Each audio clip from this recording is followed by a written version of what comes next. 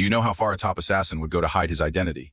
When someone swings a blade at him, he could dodge, but he doesn't. He takes the hit. His own mother calls him useless. The neighbors laugh at him for being a nobody. While others chop down a bamboo stalk in one clean strike, he takes 3 hacks and still has to catch his breath. Carrying the bamboo home, he deliberately stops every 2 steps and rests every 3, acting like he's about to be crushed under the weight. When someone pushes him off a cliff, he lands precisely on a branch, then purposely snaps it and tumbles into the river. Everyone is convinced this guy is just a spineless loser who can't be saved. But no one knows that beneath that ordinary shell lies the deadliest skill set, forged in blood by a killer organization. He's had enough of killing. He doesn't want to do it anymore. So he sneaks away, hides in a remote mountain village, and takes up papermaking. He even marries a beautiful woman. Life is as quiet as still water. But still water can be shattered by a stone. 2 bandits storm into the village, beating anyone in sight. The shopkeeper swings a club to fight back, knocked down in one blow. A young worker steps in, flattened with a single punch. The assassin hides in the crowd, gritting his teeth, holding back. He can't make a move. If he does, he's exposed. Then the bandit puts a blade to the shopkeeper's wife's throat. He moves. A few strides, a couple of moves, and both bandits are pinned. They struggle with everything they've got, can't break free. Their so-called fighting skills are nothing next to him. It's like watching children throw punches. One bandit draws his sword to help his boss, but in the chaos, he accidentally slices off the boss's ear. Furious, the boss kicks him aside, then grabs the assassin and hurls him into the wall so hard the doors and windows slam shut from the impact. The underling, still trying to prove himself, lunges at the assassin only to smash his head into the corner of a cabinet. Skull cracked, dead on the spot. The boss loses it. He drags the assassin into a puddle and beats him mercilessly, but then mid-swing the boss freezes. His eyes roll back. He collapses into the water, dead. A death in the village. The authorities arrive. The coroner turns the body over and over, examines it 8 times, finds no wounds. Nothing. But one detective thinks something's off. He runs a check and discovers the dead bandit boss is actually a wanted fugitive on the run for years. How could a guy like that die at the hands of an ordinary villager? The detective returns to the scene. He gets down on his knees and searches every inch. In a wine jar, he finds a broken tooth knocked clean out by a punch. Then he looks at the bandit boss's eyes bloodshot. The temple is slightly caved in. The temple connects to the heart's pulse. One heavy strike there and the heart stops on the spot. He summons the papermaker, asks him to reenact what happened that day. The man acts clumsy, fumbles through it, looks just like a regular guy. But the detective has already pieced it together. Why couldn't the 2 bandits break free? Because the papermaker used some kind of internal martial art technique to lock their tendons and meridians. Why was the boss's ear sliced off? Because the papermaker used his inner energy to lift the boss's head up by 2 centimeters